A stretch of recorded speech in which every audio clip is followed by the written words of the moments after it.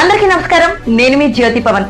నరేంద్ర మోడీ ప్రభుత్వం తాజాగా ప్రవేశపెట్టిన కేంద్ర బడ్జెట్ ఆంధ్రప్రదేశ్ అభివృద్ధికి ఊతమిచ్చేలా ఉంది. కేంద్రంలో మరియు రాష్ట్రంలో ఉన్న ఎన్డీఏ సర్కార్ ఆంధ్రప్రదేశ్ అభివృద్ధి పట్ల ప్రత్యేక దృష్టిని కేంద్రీకరించినట్లు ఈ బడ్జెట్ ద్వారా ప్రజలకు స్పష్టంగా తెలిసింది. కేంద్ర బడ్జెట్ లో అమరావతి నిర్మాణానికి 15,000 కోట్ల సహాయం అవసరమైతే మరిన్ని నిధులు పోలవరం ప్రాజెక్ట్ కేంద్రం నుంచి సంపూర్ణ సహకారం అందింది. వెనుకబడిన ఉత్తరాంధ్ర, రాయలసీమ, ప్రకాశం జిల్లాకు ప్రత్యేక ప్యాకేజీ, హైదరాబాద్ బెంగళూరు పారిశ్రామిక కారిడార్, విశాఖ చెన్నై పారిశ్రామిక కారిడార్ లోని నోట్లకు ప్రత్యేక సాయం, హైదరాబాద్ బెంగళూరు కారిడార్ లో ఓర్వకల్లుకు, విశాఖ చెన్నై కారిడార్ లో కొప్పర్తికి నిధులు, అవసరాన్ని బట్టి బహుళ సంస్థల ద్వారా ఆంధ్రప్రదేశ్ కు రుణాలు, కొప్పర్తికి, ఓరుకల్లు పారిశ్రామిక కేంద్రాలకు నీళ్లు, విద్యుత్, రోడ్లు, హైవేల అభివృద్ధికి నిధులు, ఆంధ్రప్రదేశ్ లోని కేంద్ర సంస్థలైన ఎన్డీఏ, గిరిజన విశ్వవిద్యాలయం, ఐఐఈపి, విశాఖ పోర్ట్ ట్రస్ట్, ఉక్కు కర్మాగారం,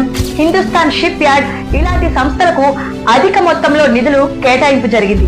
వీటితో పాటు పన్నుల్లో వాటాగా మరియు ఇతర ఆదాయాలు కలుపుకొని రాష్ట్రానికి కేంద్ర ప్రభుత్వం నుంచి దాదాపు 60,000 కోట్ల రూపాయల వరకు రానున్నాయి.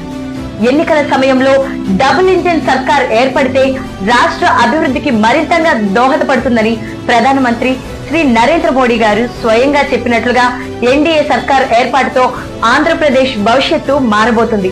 ఆంధ్రప్రదేశ్ ప్రజలకు అండగా నిలుస్తున్న మోడీ ప్రభుత్వానికి ఆంధ్రప్రదేశ్ ప్రజల తరపున కృతజ్ఞతలు తెలియజేస్తున్నాను.